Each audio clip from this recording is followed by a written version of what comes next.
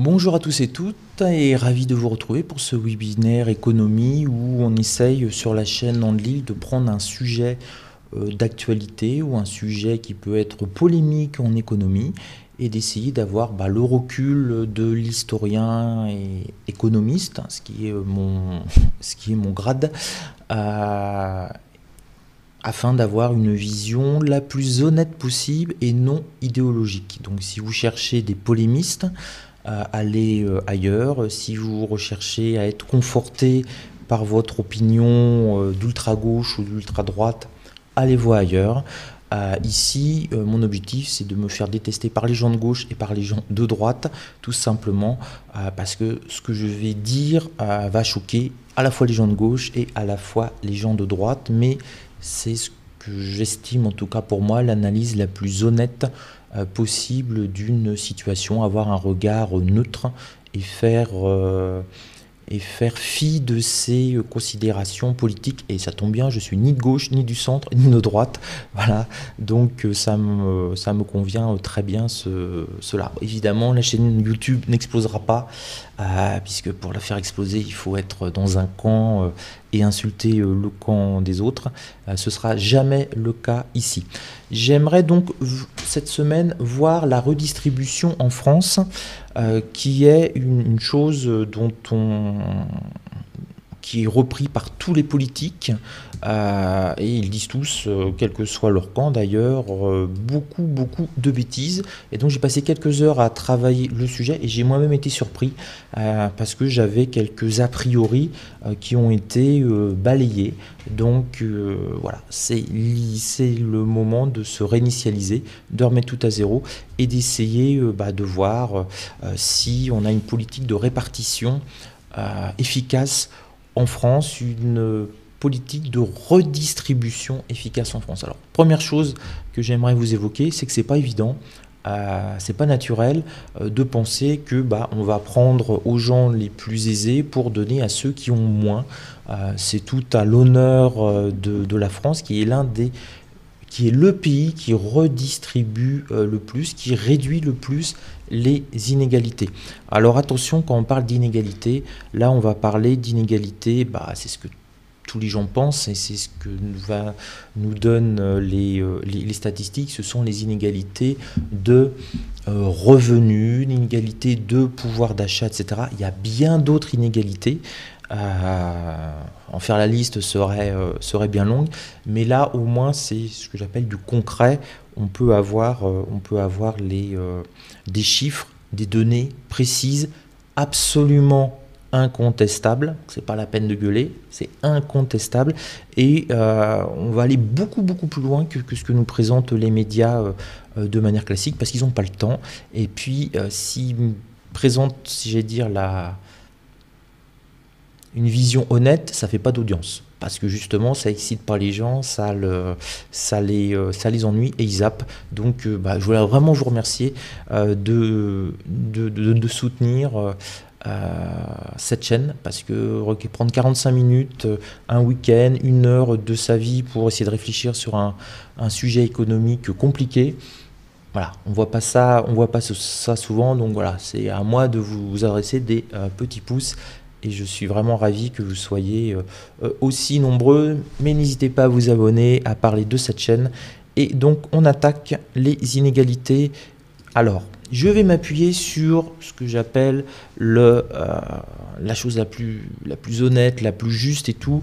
C'est les études de l'INSEE sur les revenus et patrimoine des ménages. Et je vais prendre la dernière édition, l'édition 2021, donc qui est parue le 27 mai 2021. Personne n'en a jamais entendu parler et c'est magnifique. Vous pouvez aller sur le site, Andlil. Lundi il y aura un article avec toutes les données et un petit peu plus aussi, parce que du coup j'aurais fait le webinaire, j'aurais continué à réfléchir, j'aurais eu des questions, donc je pourrais enrichir mon article. Vous avez une version imprimable qui fait une vingtaine de pages et vous avez des données et on va exploiter un petit peu tout ça.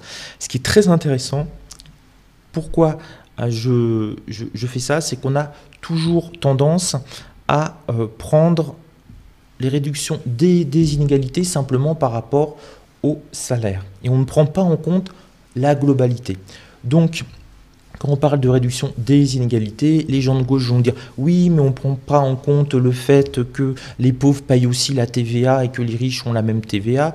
Alors oui, sur l'alimentaire, etc., c'est la même TVA. Bon, s'ils vont acheter un 4x4, c'est un peu plus cher en TVA que si on achète une Trabant. Voilà, donc les gens de gauche disent c'est pas valable, on ne prend pas en compte le fait que les pauvres payent beaucoup de taxes, la TVA. Les gens de droite disent oui, mais c'est dégueulasse, on ne prend pas en compte toutes les aides sociales qui sont données aux pauvres, etc. Et en fait, tout le monde s'engueule et il ne se passe rien. Et ben non, hop, on va faire la synthèse. On a justement l'INSEE qui a fait des études où ils prennent absolument tout en compte. Et c'est pour ça que je vous dis que c'est une analyse globale de la situation. On prend tout en compte dans la vie d'une personne, ce qu'elle gagne, ce qu'elle touche, ce qu'elle paye en TVA, les aides qu'elle a, les aides en numéraire, financières, généralement on s'arrête là, mais aussi, et ça c'est très intéressant, les aides que les Français reçoivent indirectement, qui sont la santé, qui sont l'éducation, et on va voir qu'il y a des grands écarts entre les différentes catégories sociales, et ça a été un petit peu une surprise pour moi à ce point-là. Alors, de manière générale, j'utilise un petit peu l'infographie de l'INSEE qui est assez pédagogique.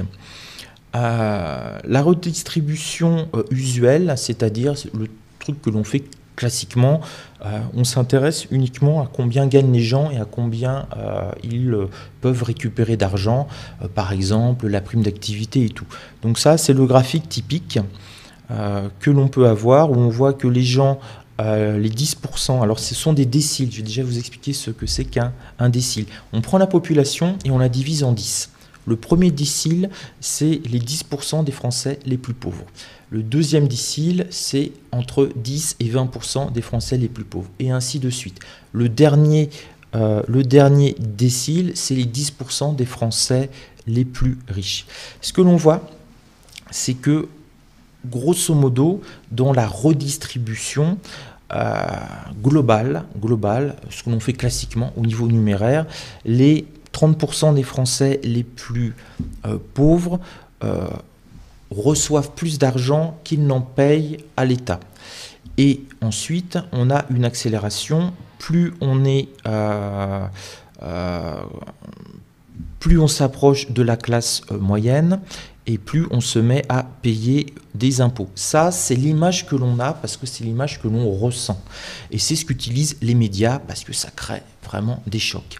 En fait, si on fait une redistribution élargie, c'est-à-dire si on prend absolument tout en compte, voilà à quoi ressemble la réalité. Les pauvres touchent jusqu'à 17 900 € de revenus complémentaires, physiques mais aussi immatériels, et les 10% les plus pauvres et 10% les plus riches sont dans l'équation perdants de 46 100 €. Il faut qu'il y ait des perdants pour pouvoir en donner aux autres, c'est tout à fait normal. Mais là, regardez, ça c'est ce qui est perçu par la société, c'est-à-dire on perçoit que les 20% à peu près des Français les plus pauvres ont plus d'aides qu'ils ne payent d'impôts, et tout le reste de la population trime, paye et donne beaucoup plus d'argent à l'État. Et en fait, c'est totalement faux. Si on prend tout en considération, on voit qu'on a les 60%, 10, 20, 30, 40, 60%, là, on va dire que c'est flat. On a 60% de la population qui va toucher plus, en prenant absolument tout en compte, même la TVA que les gens payent, même la CSG, même la RDS, ils vont toucher 60% de la population, alors très précisément 66% de la population, touche plus, reçoit plus de l'État qu'il ne donne à l'État. Ça veut dire que le système, en fait, français, on a un Français sur 3 qui est, entre guillemets, perdant dans le système, et on a 2 Français sur 3 qui sont gagnants dans le système de redistribution. On pourrait très bien, vous avez certains pays où, c'est comme je vous dis, c'est tout à l'honneur de la France, vous avez certains pays où c'est totalement inimaginable d'avoir une politique de redistribution. Certains pays, c'est simple, personne ne paye d'impôts, comme ça il n'y a pas aucune redistribution, ou il y a un impôt fixe, il y a par exemple un impôt fixe de 20%. Vous gagnez 1 000 €, vous payez 200 € d'impôts. Vous en gagnez 1 million, vous payez 200 000 € d'impôts. C'est 20% pour tout le monde, et dans leur façon de concevoir le monde et de raisonner, ils disent c'est parfaitement égalitaire, tout le monde paye le même impôt. En France, on n'a pas du tout cette perception-là, puisque l'État régalien se donne une fonction sociale que n'a pas de nombreux États. La fonction sociale que l'État français s'est donnée, c'est de réduire les inégalités. Et c'est pour ça qu'en France, on a l'éducation gratuite, on a la santé gratuite. Rien n'est gratuit, elle est payée. Mais elle est payée par qui? C'est ça qui va être très intéressant de voir. Et il y a de grosses surprises. Mais globalement, sur le fonctionnement de l'État, pardon, je recevais des WhatsApp, c'est pour voir si tout va bien sur les vidéos en direct. Donc sur le fonctionnement de l'État, si on prend absolument tout en compte, on a 60%, 70%, si on considère que ce sixième décile ne paye rien, on a 70% des Français qui, je mets d'énormes guillemets, profitent du système. Le système français est à leur avantage. C'est d'ailleurs pour ça que le système tient, c'est qu'on a une majorité de la population qui, in fine, y trouve son avantage. Et on a 30% de la population qui, entre guillemets, si on enlève toute notion de solidarité avec les gens en dessous de nous, peut râler parce qu'ils sont les perdants du système. Et là, vous voyez, c'est très intéressant, parce que ce n'est pas du tout la perception que nous renvoient les médias. Les médias renvoient le fait que la classe moyenne, c'est-à-dire 80% de la population française, paye trop d'impôts, etc., etc. Non. Ils sont bénéficiaires du système. Alors, on rentre un tout petit peu dans les détails. Ce que vous voyez dans les médias, quand on parle de la redistribution, ce qui est pris en compte, c'est les salaires, et puis les prestations familiales, les minima sociaux, la prime d'activité. Et puis, on va retirer la contribution sociale et les impôts. Et c'est tout. Et c'est tout, et c'est tout, et c'est tout. Tandis que l'étude que je vous présente prend en compte les retraites. Eh oui, les retraites, c'est des revenus. On ne les prend pas du tout en compte dans toutes les autres études. Les allocations chômage, qui sont des revenus qui tombent liés au point cumulé lorsque l'on a travaillé, mais c'est quand même des revenus très intéressants, passionnants. C'est là où je viens citer. Les transferts sociaux en nature. Qu'est-ce que c'est que les transferts sociaux en nature? C'est notre santé, c'est notre éducation, c'est l'action sociale, c'est les aides au logement. Alors les aides au logement, c'est du numéraire, mais la santé, l'éducation. Et on va voir qu'en fonction des tranches sociales, l'État met beaucoup plus d'argent pour certaines catégories, pour la santé, pour l'éducation, et il y a des grosses surprises. Et puis les services publics collectifs, on bénéficie tous de la police, de la justice, etc. Donc tout est pris en compte, c'est la globalité. Et on va retirer ce qui n'est pas fait dans toutes les autres études et ce qui est particulièrement injuste. Et les gens de gauche disent toujours oui, mais les pauvres, ils payent la TVA, etc. C'est pas pris en compte. Et bien là, on ne peut pas faire cette critique-là. C'est pris en compte toutes les taxes sur les produits donc de consommation, toutes les taxes qui ne sont jamais prises en compte sur la production. Et oui, quand vous avez des revenus liés à la production, vous payez des taxes aussi.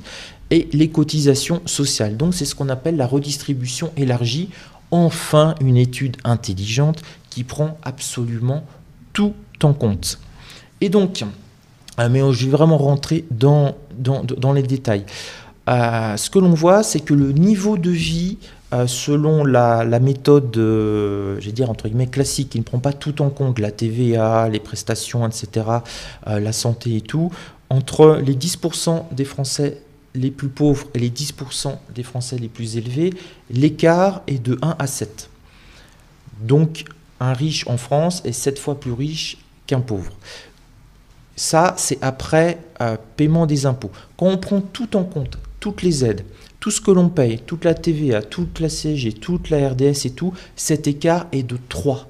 Et ça, c'est extrêmement surprenant. Si je vous dis que les 10% de la population la plus pauvre, les 10% de la population la plus riche en France, l'écart n'est que de 1 à 3.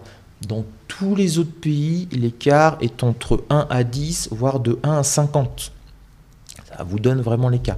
On est le pays du monde en France où l'écart entre les plus pauvres et l'écart entre les plus riches est le plus réduit, seulement de 1 à 3.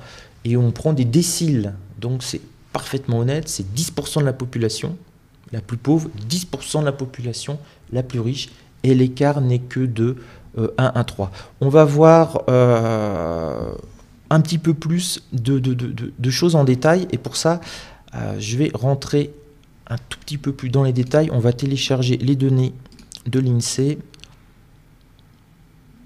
Voilà, donc vous avez une succession de fiches de l'INSEE, donc je me suis permis de toutes les regarder, les travailler et tout, et on va aller voir quelque chose qui me paraît très intéressant, d'autant plus que j'ai été professeur. Parce que si on rentre dans les détails, on comprend vraiment où vont les dépenses de l'État selon les catégories sociales. Là, je vous prends les deux principales dépenses qu'a l'État, c'est l'éducation, la santé. Voilà. C'est ce qui est le plus redistribué à la population. Mais on va voir si c'est de manière à peu près égalitaire. Je passe assez rapidement sur l'éducation parce qu'après, on va rentrer dans le maximum de détails. On aura absolument ici tous les détails. Alors n'ayez pas peur, c'est plein de chiffres, mais c'est là où je vais vous simplifier ça pédagogiquement sans aucun problème. Juste, c'est quelque chose qui m'avait choqué parce que je n'avais pas perçu ça. Donc là, on a les dépenses que l'État fait. Les dépenses, c'est ce qu'il a pu récolter avec la TVA, les impôts et l'endettement aussi.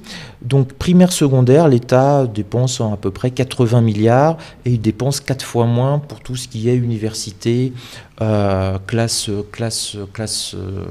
école supérieure, etc. Et classe sup. Alors, ce qui est intéressant, c'est là. On voit que l'État, pour les écoles maternelles et primaires, dépense 14% des 34 milliards qui sont alloués aux 10% les plus pauvres. Et ensuite, on se rend compte que cela décroît de plus en plus pour finir sur les classes. Hop.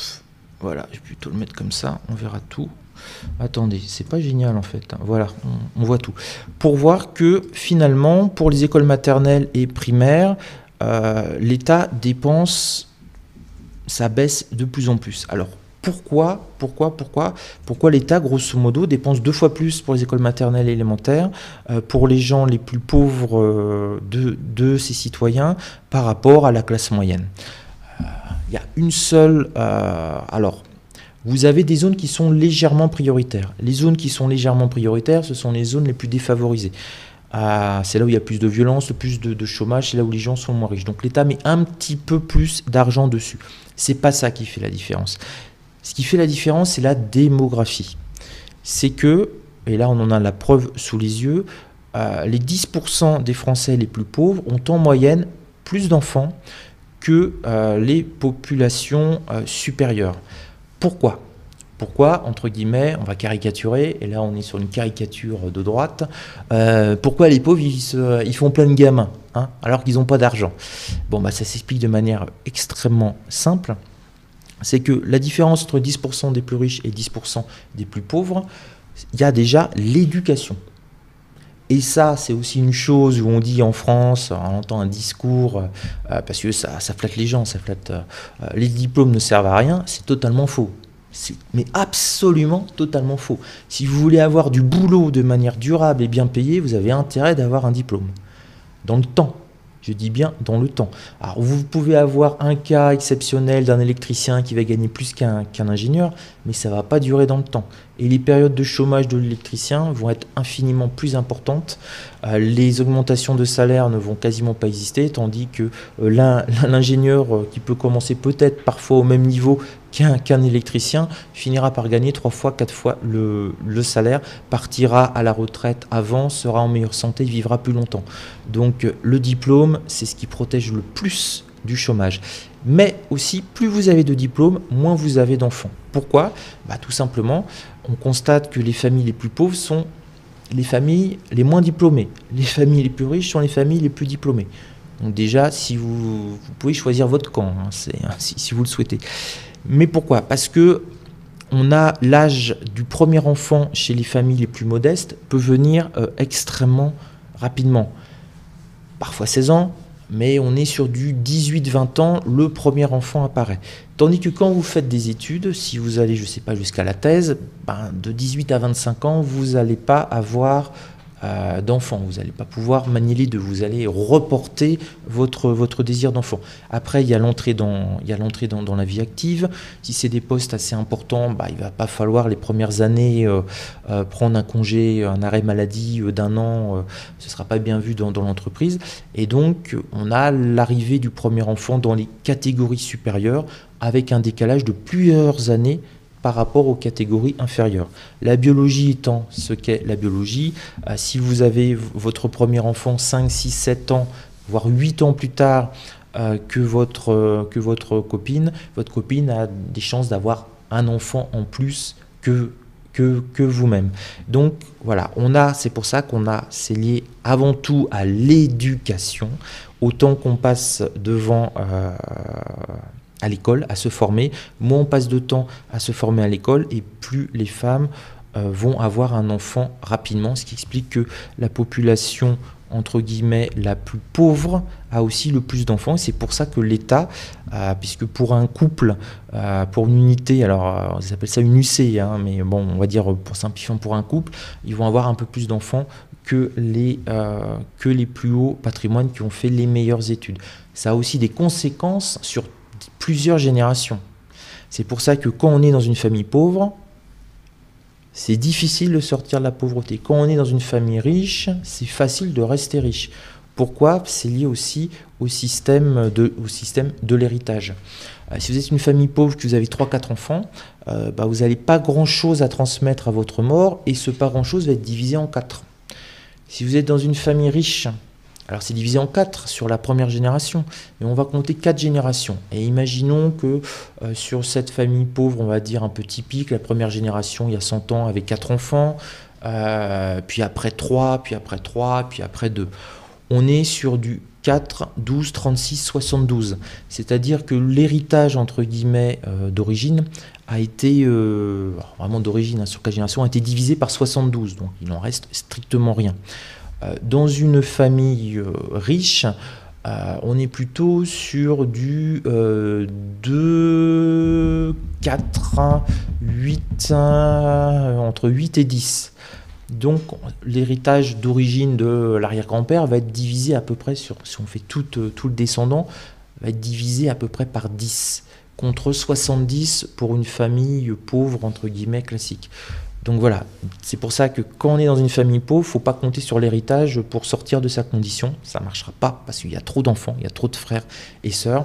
Et voilà, c'est pas qu'on n'aime pas ses frères et sœurs, mais en tout cas c'est une résultante. Et si on continue comme ça, c'est pour ça qu'on a des dynasties de familles pauvres. Il y a plein de choses qui peuvent l'expliquer, surtout le niveau d'éducation, ça c'est la principale chose. Mais on a aussi l'héritage, voilà.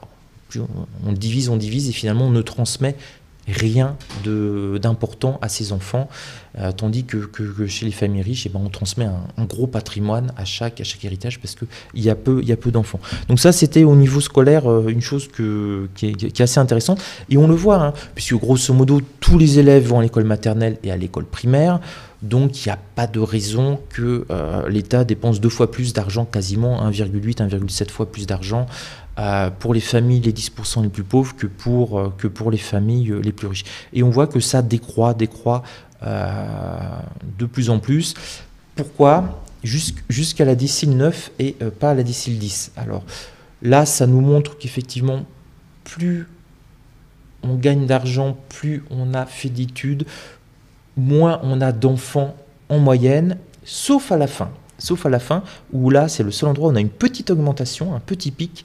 Ce sont les familles extrêmement aisées, où là on a un peu plus d'enfants que les couches un petit peu plus basses de la population. Ici, entre le décile 8 à 9 et le décile 10, on a d'énormes changements. Ici, on est plutôt sur des facteurs sociologiques, on va le voir dans le prochain tableau, on est plutôt sur des facteurs sociologiques de haut cadre, et là on est plutôt sur des facteurs sociologiques de chefs d'entreprise beaucoup plus aisés, et là il y a un facteur aisance, où on va avoir un enfant en plus, parce qu'on peut, entre guillemets, se permettre de l'avoir. Il y a aussi des facteurs financiers. On peut avoir deux, allez, peut-être un troisième enfant, et même si on divise l'héritage, tout le monde aura une grosse part, et on pourra envoyer tout le monde aller étudier à Harvard, Oxford, machin bidule, etc. Tandis que dans des familles de hauts salariés, ça peut être un petit peu plus tendu, et la bascule entre on passe de 1 à 2 enfants ou de 2 à 3 enfants, l'enfant supplémentaire peut être retardé ou n'être jamais pris à cause des valeurs financières. Dernière chose que je voulais vous montrer par rapport au système éducatif qui est intéressant, c'est la répartition où 16% des dépenses dans le supérieur sont consacrées aux familles modestes. Et c'est le double du décile juste après.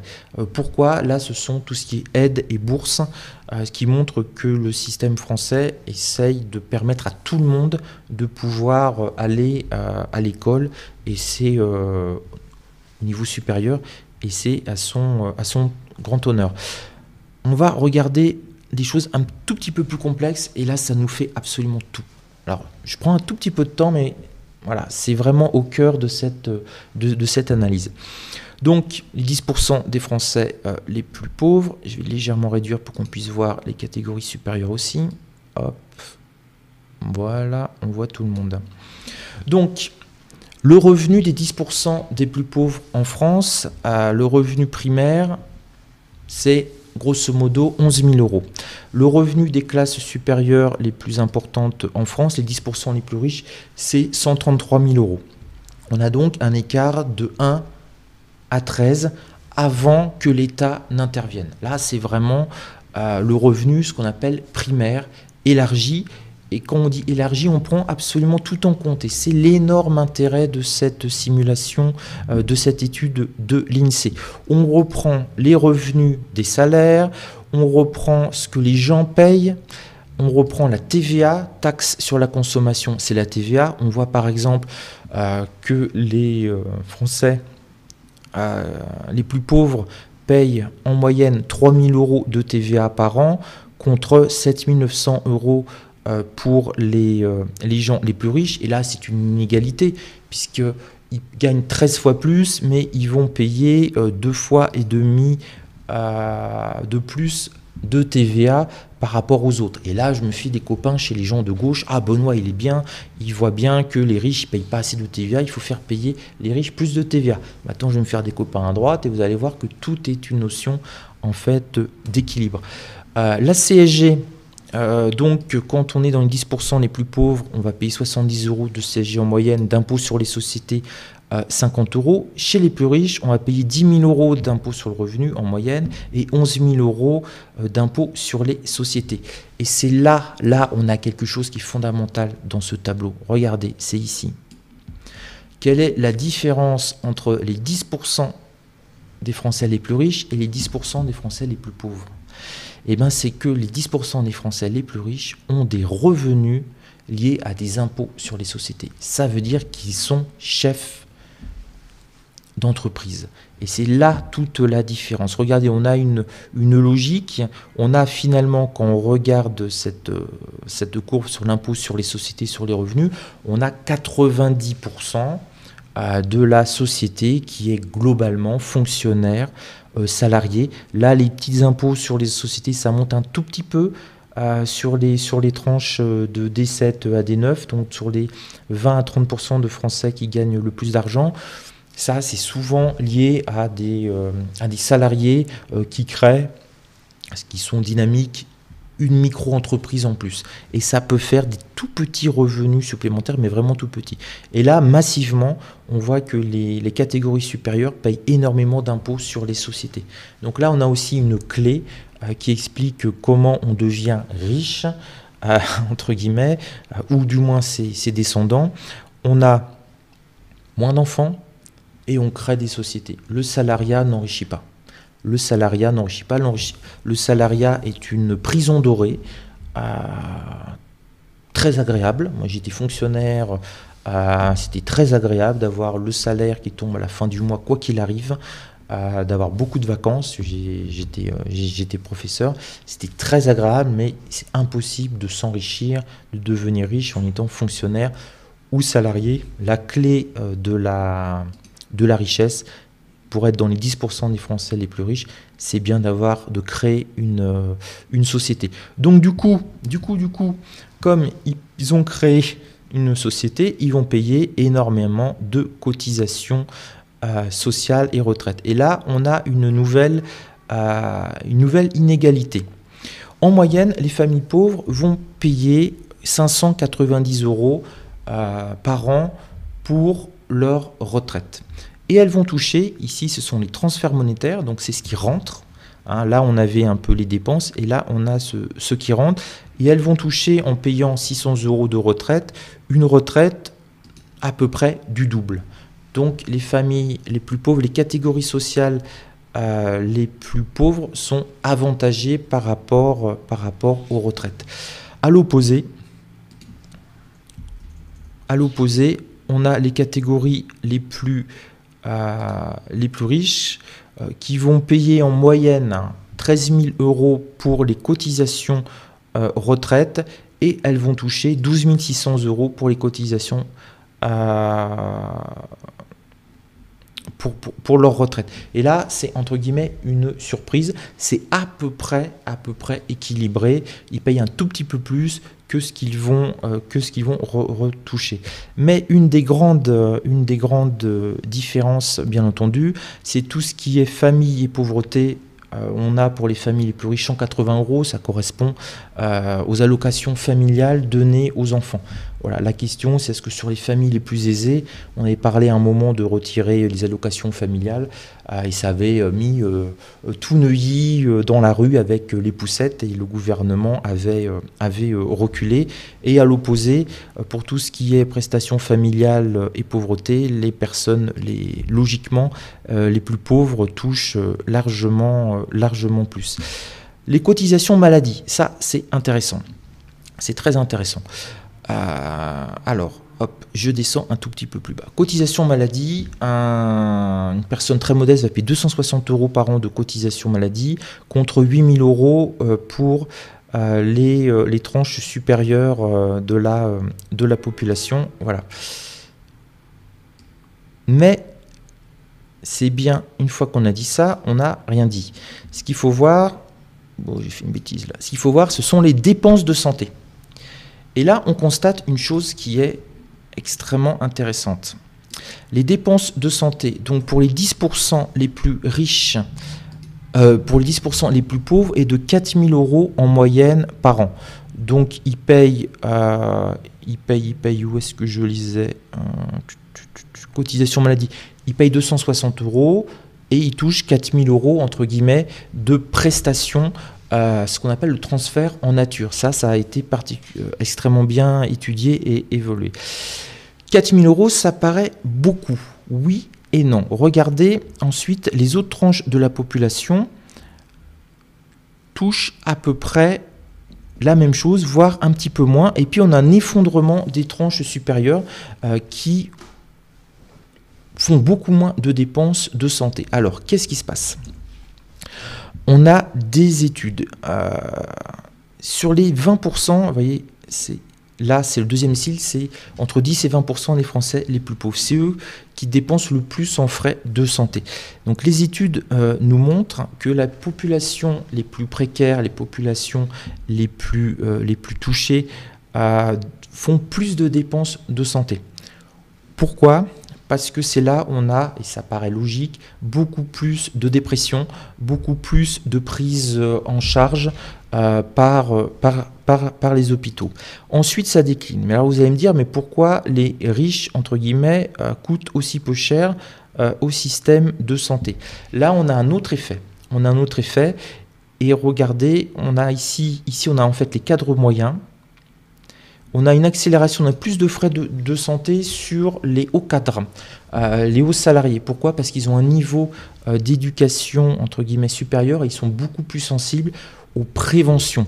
Et c'est pour ça, là, normalement, on devrait avoir pour les pauvres un niveau, pour 10% les plus pauvres, un niveau au moins à 5 000 euros. Ce n'est pas le cas.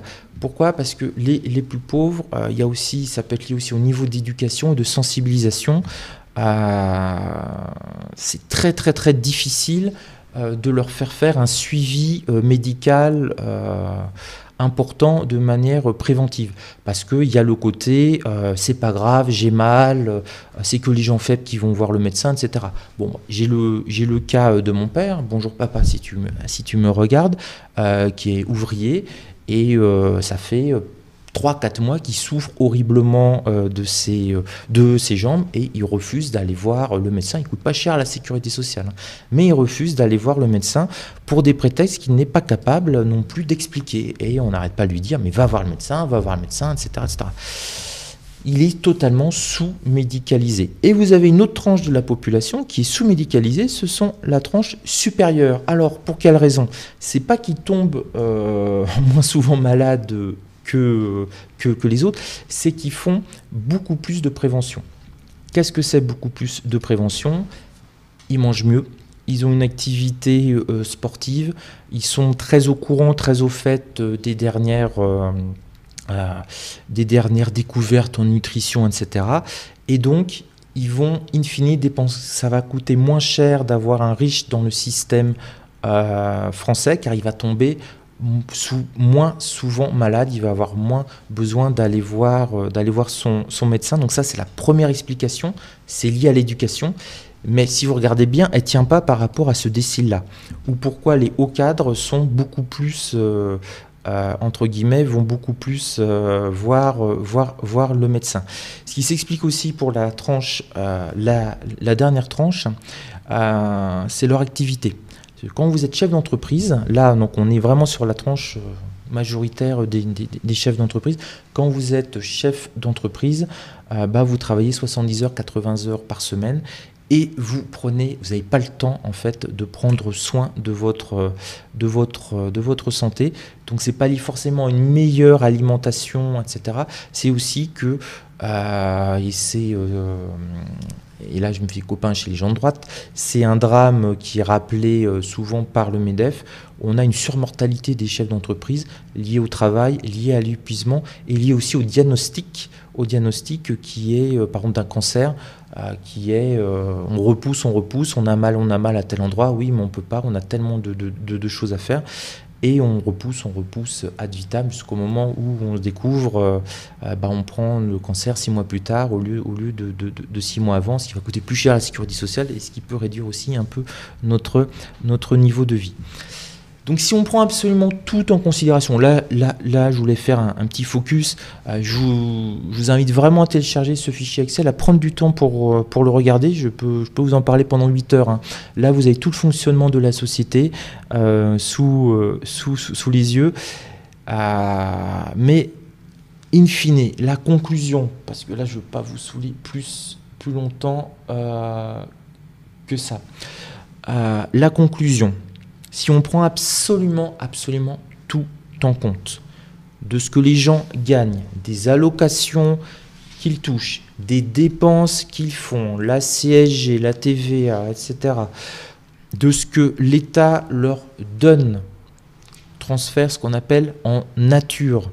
Par exemple, regardez, il est tout à fait logique que pour les tranches de population, je vous l'ai dit, les plus pauvres, qui ont finalement plus d'enfants, l'État dépense plus dans l'enseignement que des tranches qui ont moins d'enfants. Donc tout est absolument pris en compte. On en arrive à la conclusion qui est absolument sidérante pour moi. En tout et pour tout, quelqu'un qui fait partie des moins de 10% de la population des plus pauvres en France, qui gagne en moyenne 10 000 euros par mois, une fois qu'il a tout payé, TVA, etc., une fois qu'il a tout reçu de la part de l'État, c'est son niveau de vie, qu'on appelle élargi en unité de compte, a triplé. Donc il vit comme si il gagnait réellement 28 000 euros par an et pas 10 000 euros par an, parce qu'il est soigné gratuitement, parce que ses enfants vont à l'école, etc., etc. Et ça a un coût pour la société. On continue à monter dans les tranches de la population, et si on prend les 10% des Français les plus riches, eux, ils gagnent en moyenne 133 000 euros, et une fois qu'ils ont tout payé, et tout est pris en compte, hein, les revenus salariaux, les revenus de patrimoine, que l'on ne parle pas des actions, les riches s'en mettent plein les poches des actions, tout est pris en compte. Et d'ailleurs, je vais juste revenir dessus puisqu'on en parle. Donc, qu'est-ce qui fait la richesse, entre guillemets, d'un riche? Moins d'enfants que le reste de la population, niveau d'éducation supérieur, chef d'entreprise, et comme ils gagnent plus d'argent, regardez, les revenus du patrimoine sont quasiment inexistants pour les autres et sont 10 fois supérieurs par rapport à la classe moyenne. C'est-à-dire qu'un riche, il va gagner la moitié de ce qu'il gagne, il va le gagner par son salaire, son travail, mais aussi par sa diversification. Donc être riche, pas trop d'enfants, avoir un bon niveau d'études, lancer son entreprise, diversifier ses sources de revenus, et là vous avez une chance de rentrer dans les 10% des Français les plus aisés. Mais ce que l'on voit donc, c'est patrimoine, ce qu'ils gagnent à peu près, c'est 133 000. Une fois qu'ils ont tout payé et une fois qu'ils ont tout encaissé aussi les avantages liés à l'État, parce qu'ils envoient aussi leurs enfants à l'école, etc. Ça a été pris en compte que leurs enfants font des études supérieures. Ça a été pris en compte, donc ça coûte un peu plus cher à l'éducation globalement, etc. Leur revenu réel de niveau de vie est de 87 000 euros, c'est-à-dire qu'on leur a à peu près pris un tiers de leur niveau de vie pour le redistribuer aux couches en dessous d'eux. Mais attention, pas aux couches entre 20%, parce qu'eux, ils gagnent en moyenne 60 000 euros et leur niveau de vie est de 50 000 euros, donc ils ont donné 10 000 euros de plus par an à l'État. Le niveau 3, donc les 30% des Français les plus riches gagnent en moyenne 49 000 euros et ils ont reçu, et en fait leur niveau de vie de 44 000 euros, donc ils ont donné 5 000 euros à l'État supplémentaire. Et c'est ça qui est très intéressant et qui est absolument indéniable. La quatrième tranche, ils ont 42 000 euros de revenus global en moyenne et ils payent, il en reste 41 600, donc il y a 500 euros d'écart, on est à l'équilibre. C'est que les trois plus hautes tranches de revenus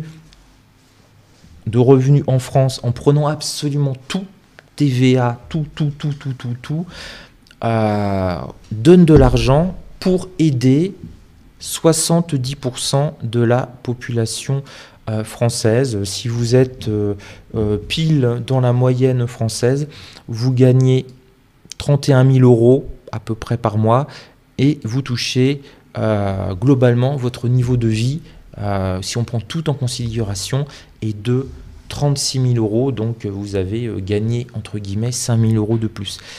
Ça, c'est la réalité. Ça, c'est ni à gauche ni à droite, c'est historien économiste, c'est pour ça qu'il n'y a aucun historien économiste sur aucun plateau de télévision, ça fait pas du buzz, et puis ça vous met du coup 70% de la population qui n'est pas contente de dire qu'il y en a 30% qui payent, qui améliorent leur niveau de vie. Dernière petite chose, et c'est là où on comprend avec ça, ce graphique, enfin ce tableau Excel, on comprend parfaitement le mouvement des Gilets jaunes. Le mouvement des Gilets jaunes, c'est ce qu'on appelle la classe moyenne élargie. Donc on va prendre tout simplement la classe moyenne élargie. Donc on est sur 40% de la population. Vous avez 30% qui sont plus pauvres qu'eux, 30% qui sont plus riches qu'eux. Donc voici le cœur même du mouvement des Gilets jaunes. Et ils se sentaient déclassés socialement. Et oui, ils sont déclassés socialement, ça se voit simplement ici. Quelqu'un qui fait partie des 10% les plus riches les plus pauvres de France a à peu près un niveau de vie de 28 000 euros. Quelqu'un qui est dans la classe moyenne française a un niveau de vie de 36 000 euros. Il y a 8 000 euros d'écart. C'est 700 euros par mois. Mais l'écart n'est pas énorme. Il y a une confusion entre les classes les plus pauvres et la classe moyenne. Et c'est pour ça qu'il y a une tension, c'est pour ça qu'il y a une pression.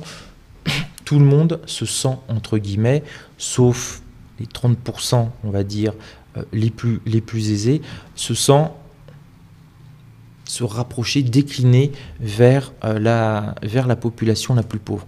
Pourquoi ? Parce qu'elle a, si j'ose dire, en France, c'est l'effet pervers de la redistribution en France. Je suis pour la redistribution, j'ai donné énormément à l'État français, je continue d'ailleurs de donner énormément, contrairement à ce que certains peuvent croire, on peut vivre dans un pays étranger à la France et continuer de payer beaucoup de taxes à la France. Voilà, là, je pense que les taxes l'année prochaine que j'ai payées à la France, elles se situent à peu près à ce niveau-là, pour vous donner un ordre d'idée. Donc, c'est ça la problématique, c'est que le système, enfin c'est pas une problématique, on est le pays du monde, la France, qui aide le plus, qui redistribue le plus. L'écart avant redistribution est de 1 à 13, c'est-à-dire qu'entre un riche et un pauvre, un riche est 13 fois plus riche qu'un pauvre, et une fois qu'on a tout redistribué, un riche, et c'est ça moi qui m'a surpris, je pensais que c'était beaucoup plus, un riche n'est que 3 fois plus riche qu'un pauvre. Premier point. Deuxième point de la redistribution, et alors là c'est un peu un slogan choc, hein, mais c'est ce qui ressort un petit peu de ça. En France, on a les pauvres les plus riches du monde, et on a les riches les plus pauvres du monde. Ça a eu la conséquence de notre système redistributif de tasser en fait tout le monde. Les riches sont moins riches, les pauvres sont un peu moins pauvres, mais du coup ça tasse tout le monde. Et qui se trouve au centre comprimé? Vous avez la classe moyenne, donc au sens élargi, on va prendre 1, 2, 3, 4, 5 déciles. Ici on a 50% de la population qui vit avec entre 5 000 et 10 000 euros de plus que la tranche la plus pauvre de la population française. Et donc c'est pour ça qu'il y a cette tension entre guillemets en France. Je vous avais parlé il y a quelques semaines en histoire de la cascade de mépris qui était quelque chose qu'on a hérité de l'Ancien Régime, où chaque corps de métier, où chaque personne aime savoir qui est inférieur à elle et pour pouvoir la mépriser, ce qui est absolument minable, mais bon, ça fait partie de la constatation de la psychologie humaine. Et là, c'est très difficile d'avoir une cascade de mépris parce que tout le monde gagne à peu près la même chose. Et là, on a donc le grand débat entre les gens de droite qui disent on donne trop d'allocations, entre guillemets, trop d'aide aux pauvres, le travail ne paye pas. Et là, on peut, entre guillemets, leur donner raison, puisqu'entre quelqu'un qui gagne 21 000 euros par an, il lui en reste... alors, il bénéficie du système, hein, il passe de 21 000 à 33 000 euros en pouvoir d'achat, mais l'écart est extrêmement faible avec les personnes les plus humbles de la société. Et donc, il y a ce sentiment qui crée cette tension, qui crée, je pense, cette angoisse en France de se dire je suis finalement très proche de la pauvreté au sens français, hein. Je vous dis, les pauvres français sont quand même les plus riches sont parmi les pauvres les plus riches, enfin sont les pauvres les plus riches de la planète, mais personne n'a envie de faire partie des 10% des plus pauvres en France, hein. Ça, on est bien d'accord. Je ne dis pas qu'il faut retirer les allocations aux pauvres et tout ça, parce qu'évidemment, dans un discours de 45 minutes, on va prendre un petit mot. C'est tout le contraire que je dis. J'essaie d'expliquer les choses de manière extrêmement posée et calme. En tout cas, ce que l'on peut retenir, vraiment, pour moi c'est la conclusion. On a, entre guillemets, des pauvres qui ont la santé gratuite, qui ont une retraite garantie, qui peuvent envoyer leurs enfants à l'école, qui ont diverses aides. aide au logement, par exemple, qui peut être une part très considérable des revenus. Donc, ça fait monter toute une frange de la population et c'est très bien. Et de l'autre côté, on a un écrasement des classes les plus aisées. Et le système repose, c'est pour ça que c'est un système qui peut être perçu comme fragile, puisqu'on a une classe moyenne qui est vraiment extrêmement comprimée, qui représente bon an, mal an 50-60% de la population.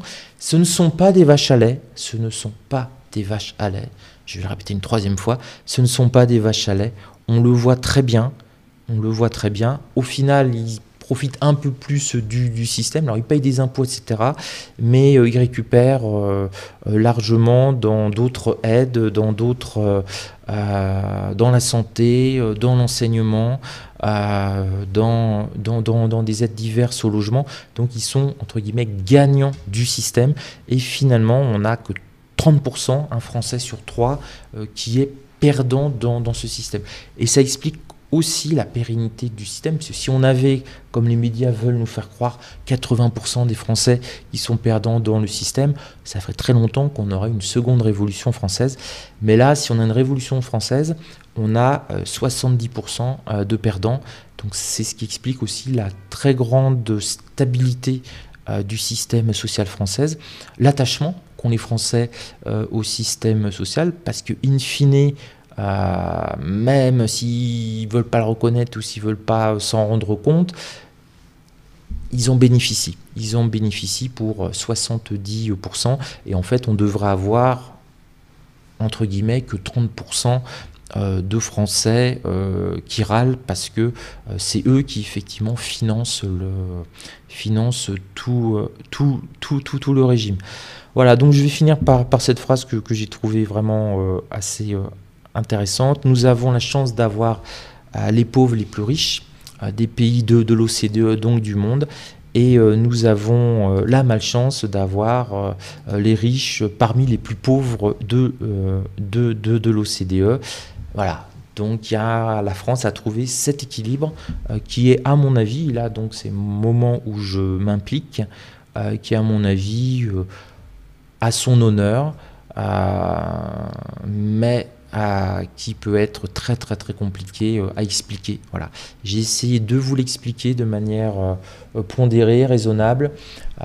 Si vous êtes militant politique ou influencé par la gauche et par la droite, le discours ne passera pas, je le sais bien.